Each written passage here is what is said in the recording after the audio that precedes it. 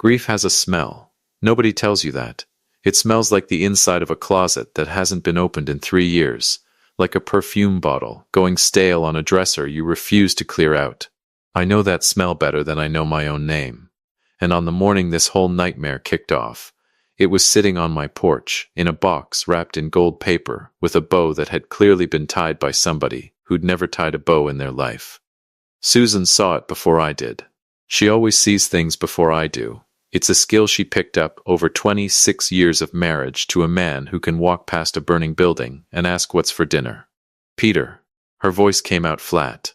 Careful. The voice she uses when she's trying not to spook a deer. What? I was still holding my coffee, still half asleep, still thinking this was a normal Father's Day, where my biggest problem was going to be Camden forgetting to call before noon like he does every single year.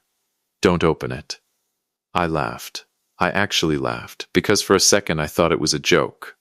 One of those dumb prank gifts you get from your kid. A box that screams when you lift the lid. Something stupid and juvenile that Rose would have. I stopped myself. I always stop myself. Why not? I asked. Susan didn't answer right away. She was staring at the box like it had teeth. Her hand found my arm and gripped it hard enough to leave a mark. Can't you see who it's from? I hadn't looked at the tag yet. I'd been so busy staring at Susan's face, at the color draining out of it like someone had pulled a plug, that I hadn't even glanced at the little card taped to the ribbon. I leaned down. I looked closer. And I froze. Happy Father's Day, Dad, love, Rose. I didn't know it yet. But that handwriting, that careful loopy cursive with the heart dotting the I in her own name, was about to take a 3-year-old grief and turn it into something else entirely.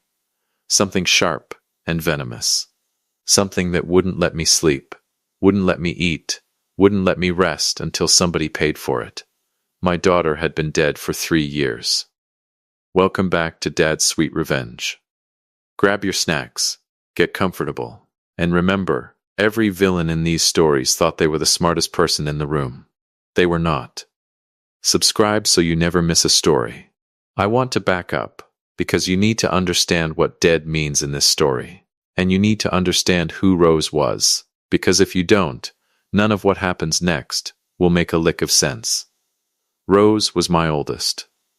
24, when she died, bright as a Kansas City summer sky, and twice as stubborn.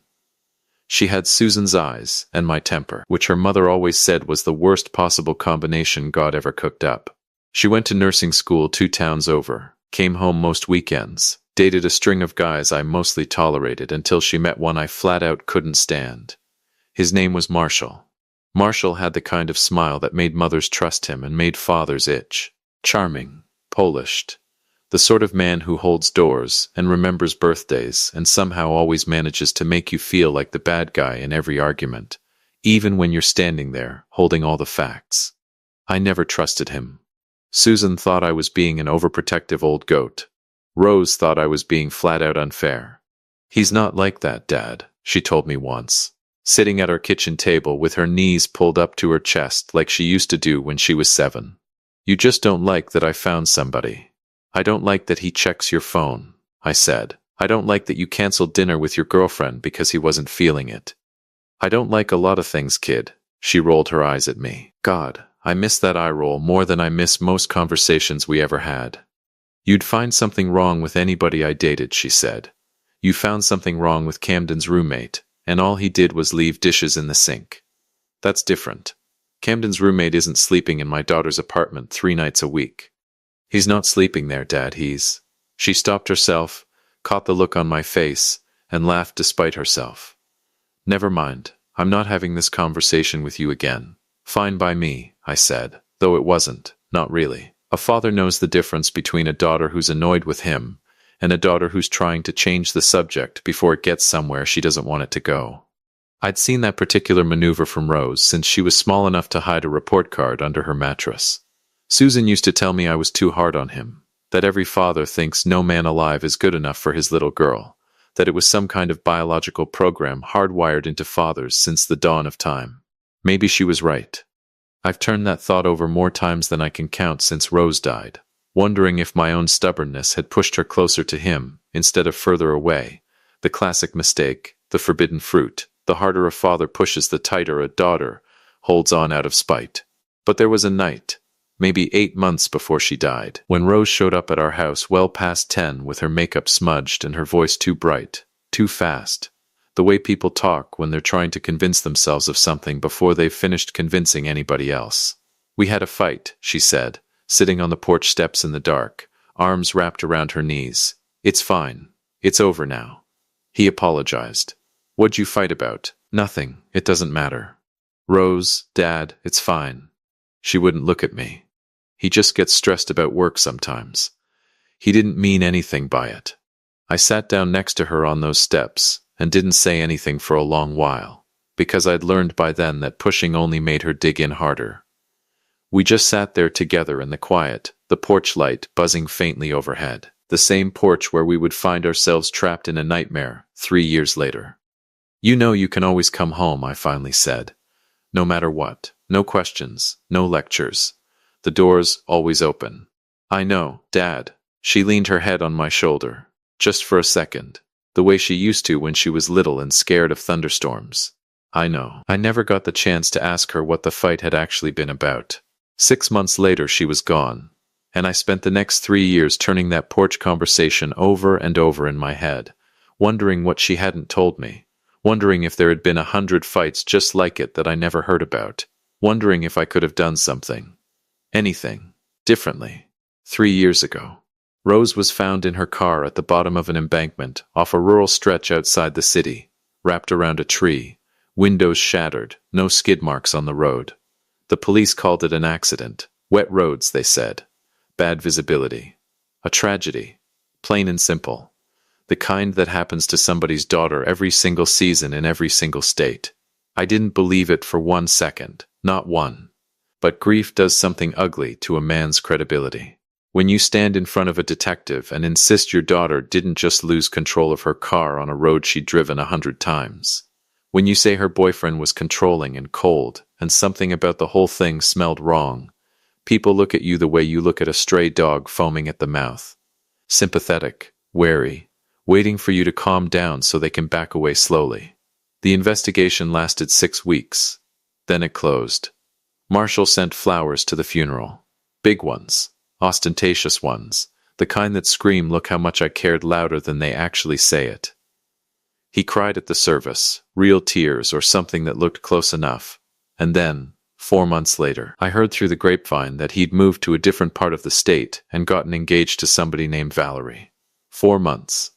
I didn't say anything to Susan about how that number sat in my stomach like a swallowed stone. She was barely holding herself together as it was. Some things you carry alone, even inside a marriage. Especially inside a marriage. I went out to the crash site myself, alone. About 2 months after the funeral. Didn't tell Susan. Didn't tell anybody. Just drove out to that stretch of rural road with a thermos of coffee I never drank, and stood at the top of that embankment for the better part of an hour, staring down at the tree that was still scarred where the car had wrapped around it. I kept waiting to feel something that made sense. Instead, I just felt confused, in a low, grinding way that never fully left me. The road was straight there. Not a blind curve. Not a sudden drop. Nothing that explained why a 24-year-old woman who'd driven that stretch every week for 2 years would suddenly lose control on a night with light rain and clear visibility. I walked the shoulder looking for skid marks the original report said weren't there, and I found nothing there either, because by then 2 months of rain and mowing crews had erased whatever might have been left to find. I remember crouching down at the base of that tree, running my hand along the bark, and thinking, with a clarity that scared me, somebody did this to you. No evidence, no proof, just a father's gut, which the detectives back then treated like it was worth exactly nothing. I drove home that evening and didn't say a word to Susan about where I'd been. She would have asked me to stop torturing myself. She wasn't wrong to want that for me. But some fires don't go out just because somebody asks them to. We had a son too, Camden, 2 years younger than Rose, living in Wichita now. Working some job in logistics that he explains to me every year, and I forget within about 11 seconds. Camden dealt with his sister's death by disappearing into work and phone calls that got shorter every year. Susan dealt with it by keeping Rose's room exactly the way it was, the day she moved out for nursing school. Bed made, posters up, a stuffed rabbit on the pillow that Rose hadn't touched since she was maybe 9. And me? I dealt with it by building a wall so high around that grief that most days I could pretend it was a locked door instead of an open wound. Most days. Father's Day was never one of those days. So here I was, 3 years later, staring at a gift box with my dead daughter's handwriting on the tag, and my wife's hand digging half-moons into my arm. That's not possible, I said, because it's the only thing a rational brain can say in that moment. Rose is gone, Susan. Rose has been gone 3 years. I know that, Susan snapped, and there were tears standing in her eyes now, furious ones. You think I don't know that? I'm looking right at it. Peter, we stood there on the porch, a middle-aged man in a bathrobe, and a woman in her nightgown, staring down a box wrapped in gold paper like it was a rattlesnake coiled up on the welcome mat. Here's the thing about grief nobody warns you about. It makes you vulnerable, in a very specific, very dangerous way. For one wild, stupid heartbeat, some idiot part of my brain that never stopped hoping wanted to believe there'd been some mistake. That somehow, some way, my girl was still, no, I shut that door hard, the way you'd slam a car door on your own hand just to stop the pain of something worse. Somebody's messing with us, I said low. Or somebody's threatening us, Susan whispered back. I crouched down next to the box, didn't touch it, just looked. Really looked, the way you look at something when your whole body has gone still and cold and focused, the way I imagine a deer looks right before it decides whether to run. The handwriting was good, too good. Whoever forged it had clearly studied Rose's old birthday cards, her old notes, the loopy little heart she always used to dot her I's with since she was maybe 12 years old, a detail almost nobody outside our family would know. Almost nobody. That detail sat in my gut like a lit match. The return address on the shipping label was smudged, half torn, like somebody had peeled at it and then thought better of finishing the job. But not all of it. I could make out a partial street name, a city that wasn't Kansas City, a zip code that started with a 2. I didn't open the box. I want to be very clear about that, because everything that happened after hinges on that one decision. I didn't touch the lid. I didn't lift the ribbon. Something in the pit of my stomach, some primal, animal thing that had kept men alive since we were still living in caves, told me that opening that box was exactly what somebody wanted me to do. Peter. Susan's voice had dropped to almost nothing. What are you doing? I was already pulling my phone out of my bathrobe pocket. Documenting it, I said. I photographed the box from every angle, the wrapping, the bow, the tag with its careful, forged handwriting, the shipping label with its torn, half-legible return address. My hands were steady, steadier than they had any right to be, considering my heart was trying to punch its way out of my ribs. You're not calling the police? Susan asked. Not yet, I said. I dialed a different number instead. You should know something about me before I go any further. I'm not a hero. I'm not some retired special forces guy with a mysterious past and a locked drawer full of secrets. I run the parts and inventory department at a mid-sized commercial equipment supplier off the interstate. 22 years there. Same building. Same fluorescent lights buzzing over my head every single day. I coach a rec league softball team in the summer. I forget my anniversary about 1 year in 4, and Susan reminds me every single time like it's a fresh betrayal. But I do have one thing most people don't. Elias. Elias and I went to high school together, if you can call two guys who mostly avoided each other in the hallway, and then bonded over a shared shift working the grill at a burger joint. One long, miserable summer went to high school together. He spent 20 years as a detective before he retired early. Some story about department politics he's never fully told me. And I've never fully pressed him on. And now he runs a small private investigations outfit out of a strip mall office that always smells faintly of stale coffee and printer toner.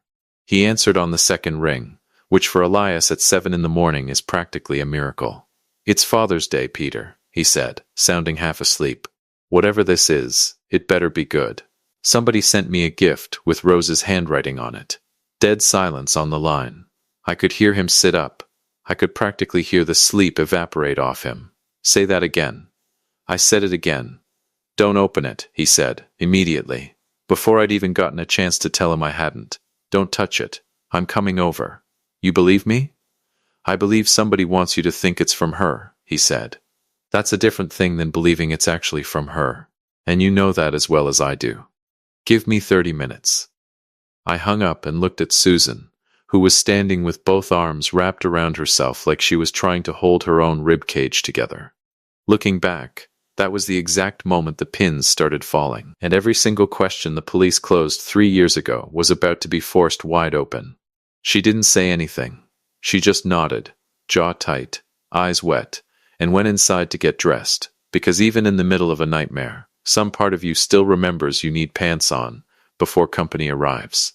Elias showed up in 19 minutes, not 30, wearing a jacket thrown over what was very obviously pajama pants, carrying a small kit of gloves and evidence bags that told me he'd never really stopped being a cop, not all the way, not in the parts of him that mattered. He crouched by the box the same way I had, studied it the same way, photographed it from 6 more angles than I had. You said the return address is torn, he said. Partially, he pulled a small flashlight out of his kit and angled it across the shipping label, catching the indentations left by a pen that had pressed harder in some places than others. A trick, he told me later, that sometimes lets you read what used to be there even after the surface has been scratched or peeled away. Kansas, he muttered. Might be Kansas. I can't get the city yet. What about the box itself? Susan asked, standing in the doorway now, arms still crossed. Are you going to open it? Not here, Elias said. Not without knowing what's in it first.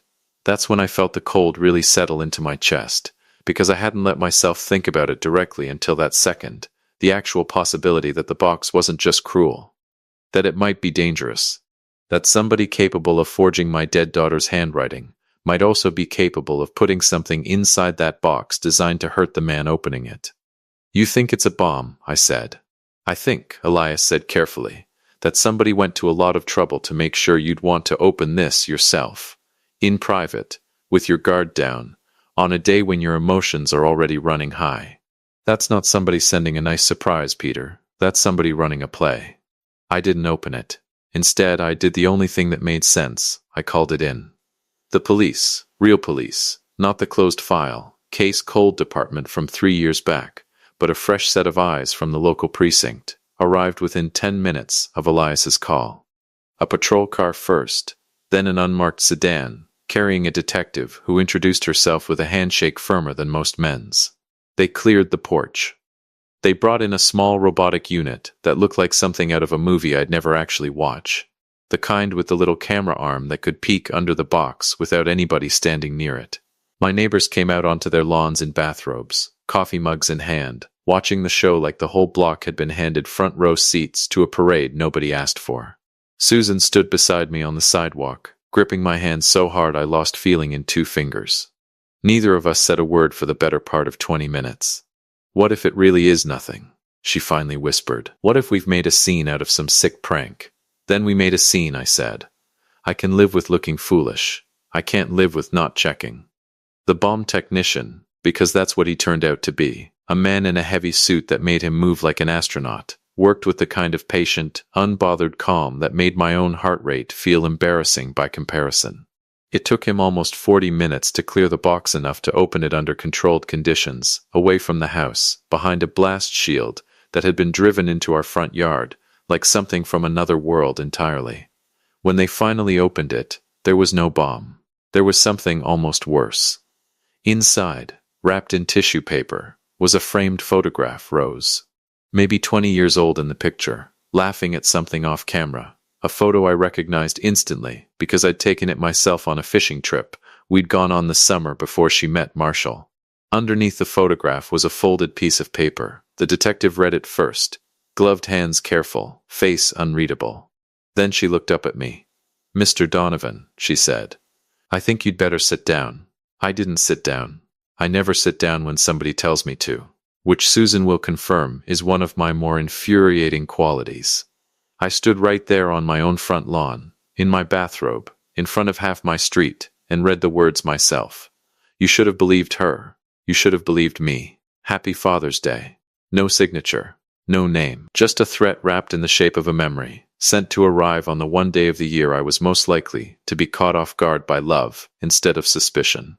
Somebody knew exactly what they were doing, Elias said quietly, standing beside me now. This isn't random. This is somebody who's been watching this family for a long time. The detective, her name was on a card she'd handed me at some point in the chaos, though my brain had refused to hold on to it, pulled me aside, while the crime scene unit finished processing what was, at minimum, an elaborate and calculated harassment case, and possibly something far worse. You said your daughter passed 3 years ago, she said. Car accident? That's what it was ruled, I said. I never believed it. She studied me for a long moment. Tell me why. So I told her. I told her about Marshall, the checked phone, the cancelled plans, the small controlling behaviors Rose used to explain away with a shrug and an eye roll, the flowers at the funeral that felt too big, the engagement 4 months later that felt too fast. I told her about the investigation that closed in 6 weeks, despite a stretch of road Rose had driven 100 times with no skid marks and no witnesses. The detective wrote all of it down without interrupting, which, after 3 years of feeling unheard by every single person in a badge, felt almost like being handed water in a desert. I can't promise you anything, she said when I finished. But I can tell you this note references something specific enough that it's not a random act. Whoever wrote this believes something happened to your daughter that wasn't an accident, and they believe you already suspect it too. So do I said. I've believed it for 3 years. Then let's find out who else believes it, she said, and why they waited 3 years to say so. I called Camden that night, because there are some things a son shouldn't hear about secondhand, and definitely not from a neighbor's gossip or a local news clip. He didn't say anything for a long moment after I told him.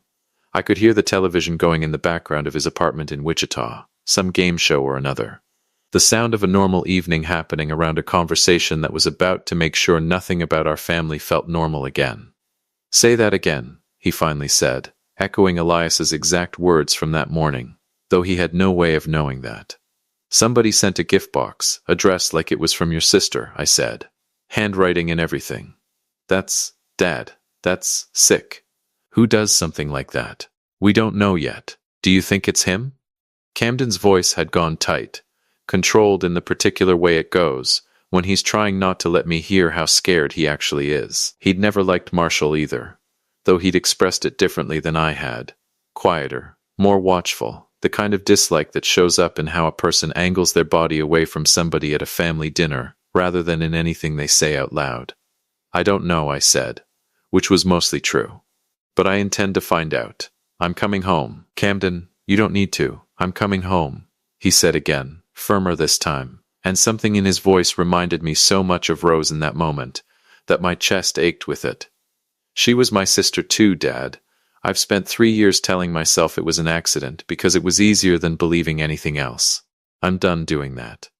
He drove in 2 days later, and when he hugged Susan at the door, she cried into his shoulder in a way she hadn't let herself do in front of anybody in longer than I could remember.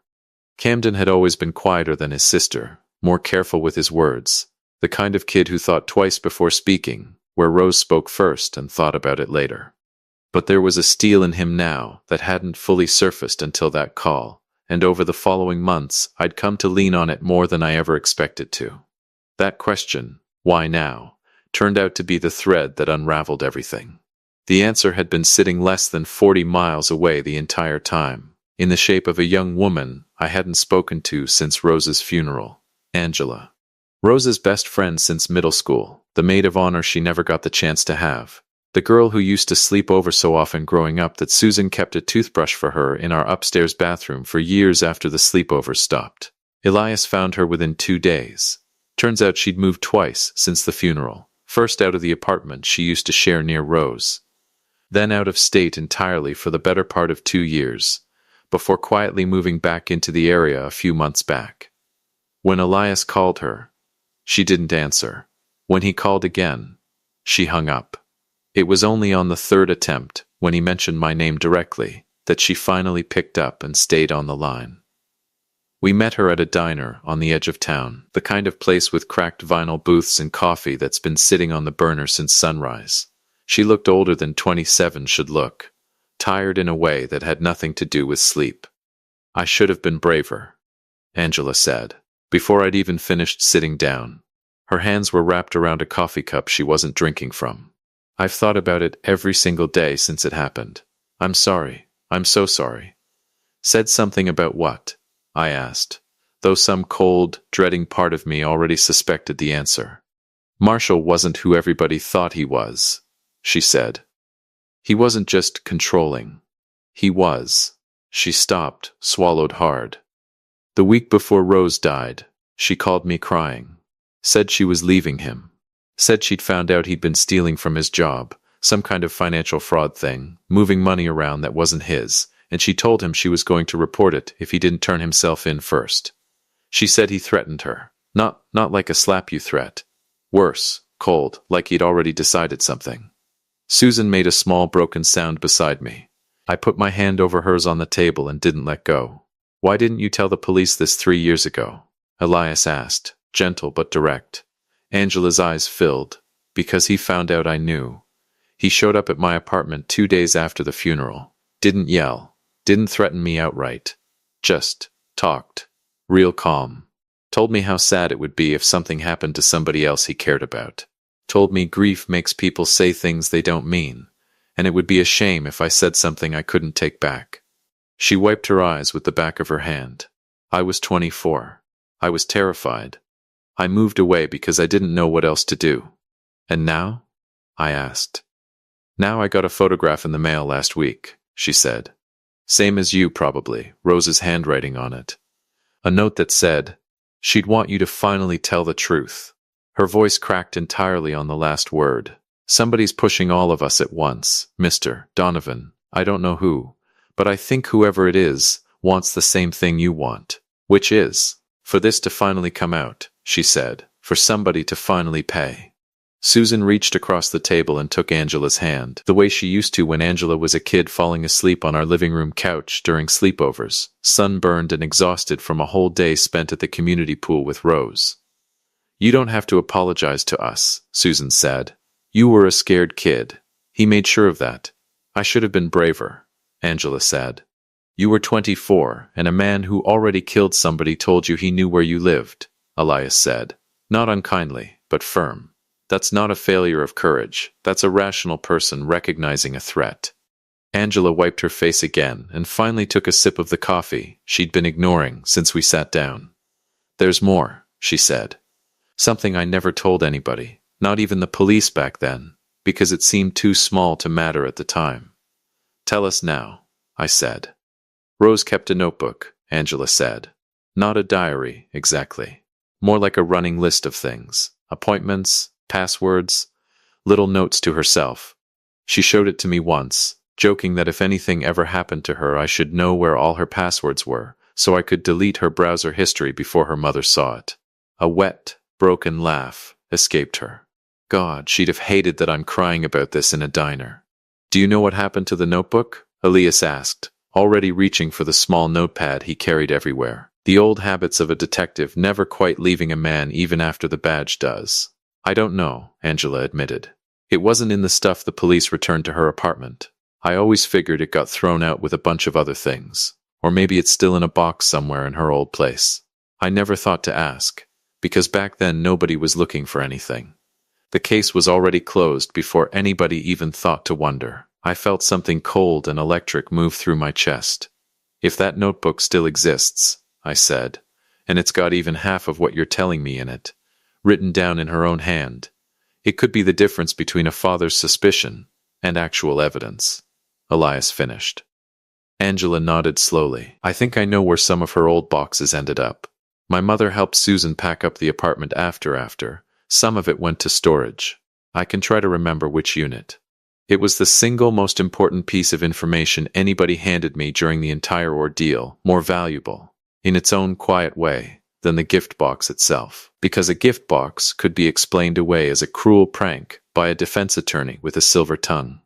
A notebook in Rose's own handwriting, describing threats in her own words, written before she died and untouched by anybody with a reason to lie, was something else entirely. It was Rose, finally getting to speak for herself. It took Angela 9 days to track down the storage unit. Her mother had moved twice since helping us pack up Rose's apartment, and the paperwork for a unit rented 3 years ago wasn't exactly sitting in a neat file folder waiting to be found. But she called me on the 10th day, breathless, saying she'd found it. A battered cardboard box near the back of the unit, labeled simply Rose. Misk. In Susan's handwriting, untouched since the day it was packed. Camden drove Susan and me out there himself. None of us said much in the car. There's a particular kind of silence that settles over people driving towards something they've been afraid to look at for 3 years, and it filled that truck cab from the moment we pulled out of the driveway until the moment we parked outside a row of gray metal storage doors on the edge of town. The notebook was near the bottom of the box, wedged between an old yearbook and a shoebox of concert ticket stubs. A plain spiral notebook, the cover soft and curled from age, Rose's handwriting filling maybe 2/3 of the pages, grocery lists, phone numbers, a doodled flower in one margin that made Susan press her hand over her mouth the second she saw it. And then, on the last 6 pages before the entries stopped entirely, something else. M keeps asking why I've been distant. Told him I'm just tired from work. Lie, found something in his desk. Can't stop thinking about it. Need to talk to somebody but scared who to trust. He knows I found it, didn't say how. Just knows. The way he looked at me tonight. I've never been scared of him before. I am now. Told him I'm giving him until the end of the week to turn himself in or I will. He laughed. Said I don't understand what I'm dealing with. I'm starting to think he's right, and it terrifies me. The last entry, dated in Rose's small, careful hand, was written 6 days before she died. Driving out to CA tomorrow to tell her everything. Should have done it weeks ago. If anything happens to me, somebody needs to know it wasn't an accident. Susan made a sound I'd never heard her make before. Not quite a sob. Something lower and more animal than that. The sound of a mother reading her daughter's last recorded fear scrawled in ballpoint pen on a page nobody had thought to look at for 3 years. I held the notebook in my hands and felt the paper shake. And only after a moment did I realize it wasn't the paper shaking at all. It was me. She knew, I said. My voice didn't sound like my own. She knew. And she was trying to tell somebody, and nobody was listening. We're listening now, Camden said quietly, his hand steady on my shoulder, even though I could feel the tremor running through his own arm. We drove the notebook straight to the detective's office ourselves, rather than trust it to the mail, rather than let it out of our sight for even the length of a delivery route. She read those last 6 pages standing at her desk. Her expression carefully blank in the way of somebody who has trained herself not to react in front of grieving families. And when she finally looked up at me, something in her professional composure had cracked just slightly. "Mr. Donovan," she said. "This changes everything. Short sentences now. Because that's how it felt." Marshall had married Valerie. They lived 2 hours west, in a town smaller than ours, in a house Marshall's fraud money had apparently helped pay for. Elias found the financial trail within a week, a string of falsified invoices at his old job, funds routed through a shell account, the kind of quiet theft that takes a trained eye to spot, and an even more patient one to prove. Rose had found it. Rose had confronted him. Rose had threatened to report him. 6 days later, Rose was dead. I sat with that fact in my truck outside the diner for 20 minutes after Angela left, staring through the windshield at nothing. Feeling something in my chest shift from grief into something harder. Something with an edge. Susan reached over and took my hand. "What are you going to do?" she asked. "I'm going to make sure he can't buy his way out of this one," I said. Here's the part where I have to admit something that doesn't paint me in the most flattering light. The investigation was slow. Careful, bound by rules and warrants and the kind of due process that exists precisely so innocent men don't get railroaded. A fact I appreciated in the abstract and despised in the specific. Because every single day it took felt like a day Marshall got to keep breathing free air my daughter never got to breathe again. So while the detective built her case, reopening the accident investigation, pulling financial records with actual subpoena power that Elias's private investigator credentials could never touch, interviewing Angela formally, cross-referencing the fraud at Marshall's old employer with the timeline of Rose's death, I did what any father who'd been sitting on 3 years of unspent rage would do. I got to work on my own end. Marshall had built a whole new life on the bones of the one he destroyed. New wife. New house. New job at a financial firm that had no idea their rising star had a small mountain of embezzlement charges buried under a closed accident case. I wasn't a detective. I wasn't law enforcement. But I had 22 years of contacts in a supply chain industry that talks to everybody. And I had Elias. And I had a slow-burning fury that made me very, very patient. I started with the employer, an anonymous tip, carefully worded, carefully sourced through documents Elias had legally obtained. Nothing fabricated, nothing planted, just the truth laid out plain. Landed in the compliance department of Marshall's financial firm 4 weeks after the gift box arrived on my porch. It triggered an internal audit.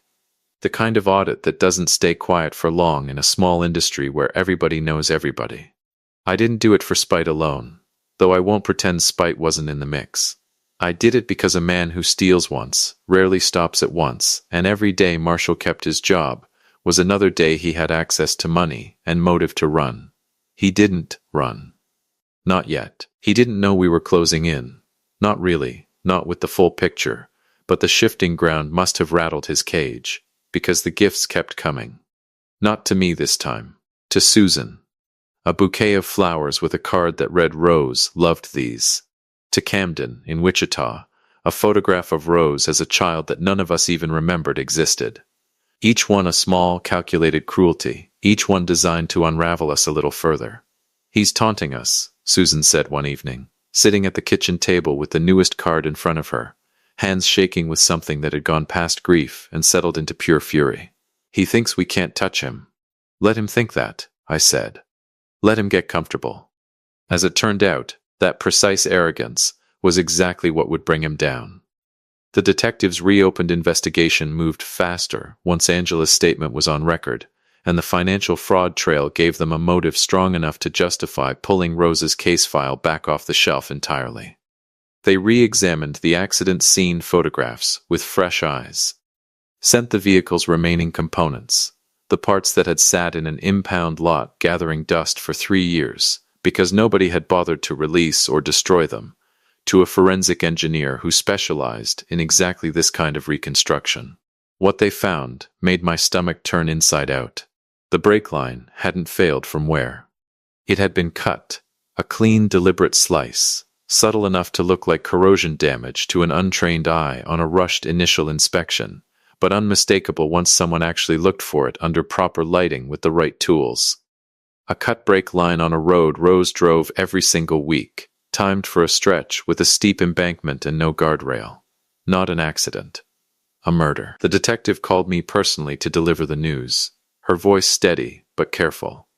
The voice of somebody who has delivered 1,000 hard truths and never gotten used to any of them. "I'm sorry it took 3 years, Mr. Donovan," she said. "I'm sorry nobody listened to you the first time." I sat in my kitchen, phone pressed to my ear, and for the first time since the funeral, I let myself cry. Not the quiet, private grief I'd been rationing out alone in the garage for 3 years, but something loud and ugly and long overdue. Susan came in and wrapped her arms around me from behind, and neither of us said anything for a long, long time. When I finally spoke, my voice came out rougher than I expected. "What happens now?" "Now," she said, "we arrest him." I wanted to be there. I know how that sounds. I know a reasonable man is supposed to let the professionals handle it. Sit at home, wait for a phone call, trust the system that had already failed my daughter once. But 3 years of grief doesn't make a man reasonable. It makes him patient, sure, but patience and reason aren't the same animal, and I'd spent 3 years being patient enough for a lifetime.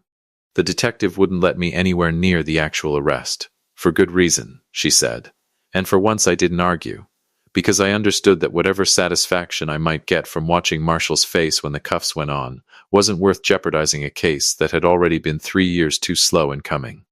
But she agreed to call me the moment it was done. Elias and I sat in his cramped little office that evening, a bottle of whiskey between us that neither of us had opened, both of us just staring at his phone on the desk like it might wring itself into existence through sheer force of will. "You know this isn't going to feel the way you think it's going to feel," Elias said quietly. I know. Justice doesn't bring her back. I know that too. I looked at him. But it's the only thing left I can give her. The phone rang at 9:47 that evening. I remember the exact time because I've replayed that call in my head roughly 4,000 times since. We picked him up outside his house, the detective said. He didn't resist. Didn't say much of anything, actually, except one thing. What'd he say? He asked how you figured it out. I felt something settle in my chest. Not peace, not exactly, but something close enough to stand next to it. Tell him, I said, that his fiancé's father wasn't the only one paying attention this whole time. Valerie, it turned out, hadn't been entirely innocent either. She'd known about the fraud almost from the start, had in fact helped Marshall move some of the stolen money through an account under her own name, a decision that would eventually cost her a great deal more than she'd bargained for when she agreed to marry a man she thought was simply ambitious rather than a killer. She wasn't charged with the murder itself. There was no evidence she'd known about that particular sin until it was already committed, but financial fraud charges landed on her all the same, and the life she'd built on Marshall's stolen comfort came apart in the span of about 6 weeks. I won't pretend I felt sorry for her. I didn't. She'd built a house on a foundation soaked in my daughter's blood, and never once thought to ask where the money came from. Some ignorance is willful. Hers was. Marshall's trial took the better part of a year. I sat through every single day of it, front row, Susan's hand in mine, Camden flying in from Wichita for every hearing he could make it to. Angela testified. The forensic engineer testified. The detective testified. I testified, and when the defense attorney tried to paint me as an unreliable, grief-broken father chasing conspiracies, I looked him dead in the eye and told him the same thing I'd told the original detectives 3 years earlier. A father knows his daughter. A father knows when something's wrong. It just took the rest of the world 3 years to catch up to what I already knew in my gut the night they told me it was an accident. The jury deliberated for 11 hours. Guilty, first-degree murder, fraud, obstruction. The judge, a woman with a face like carved granite, handed down a sentence that meant Marshall would be an old man, if he lived that long at all, before he ever saw the outside of a prison wall again, and even then, only in a box. He didn't look at me when the verdict was read. Not once. Small mercies, I suppose, because I don't know what I would have done with my face if he had. People ask me sometimes, not often, because most people have the good sense not to ask a man about the worst thing that ever happened to his family. But sometimes, at the softball games, or the hardware store, or standing in line at the grocery, whether I've found peace with it. Whether, now that Marshall's behind bars for the rest of his natural life, I've been able to let go of the anger, forgive, move forward the way people love to say you're supposed to. I tell them the truth. No, I'm not interested in forgiveness. Forgiveness is for people who did something forgivable. Marshall didn't make a mistake. He didn't lose his temper in a single terrible moment and regret it every day since. He planned it. He cut a brake line on a road he knew my daughter drove every week, then stood at her funeral with flowers in his hands and tears on his cheeks that I now understand were nothing but performance. And then he got engaged 4 months later to a woman who helped him launder the money he stole from the job my daughter died trying to expose. There is no version of that story where I owe him 1 ounce of grace. Susan and I go to the cemetery every year now, not just on the anniversary, but whenever the weight of it gets too heavy to carry alone. We bring flowers, real ones, simple ones, the kind Rose actually liked. Not the ostentatious funeral arrangements Marshall once used as a disguise. Camden calls more now too, not just on holidays. Grief, it turns out, either pulls a family apart or welds it back together with something stronger than what was there before. For us, in the end, it did both. Angela and I still talk. She's building a life again, slowly, the way people do after they finally stop being afraid. She told me once that she thinks Rose would be proud of how it all ended, that justice took 3 years but it came anyway, that the truth doesn't stay buried forever, no matter how carefully somebody tries to bury it. I think about that gift box a lot, about the forged handwriting, the stolen photograph, the note that explicitly told me I should have believed her. The detective and I talked about who could have sent it. Angela swore it wasn't her, though she admitted she was glad someone did. The police eventually suspected it was a former assistant at Marshall's old firm, someone who had started uncovering his financial crimes back then, knew about Rose's sudden death, and felt too guilty to stay silent any longer. They couldn't use their own name without exposing their own silence, so they used Rose's instead, knowing it was the only key that would force me to look. Ultimately, it doesn't matter. Whoever sent it gave me the one thing 3 years of grief and suspicion never could: a reason to look closer. I looked closer. I froze. And then, instead of falling apart the way somebody clearly hoped I would, I did the one thing Marshall never saw coming. I got even. Every single piece of it, the fraud exposed, the case reopened, the brake line finally examined by eyes that actually wanted to find the truth, the verdict, the sentence, the rest of his life spent staring at 4 gray walls instead of my daughter's face. Every piece of it happened. Because on a Father's Day 3 years after I buried my little girl, I looked at a gift box on my porch, and, for once in my life, trusted the cold, hard voice in my gut instead of the desperate hope in my heart. Rose didn't get her Father's Day gift to me that year, but I made sure Marshall got exactly what he deserved, instead. If you liked this story, join our community by hitting that like button and subscribing for more real, raw, and family-centered stories.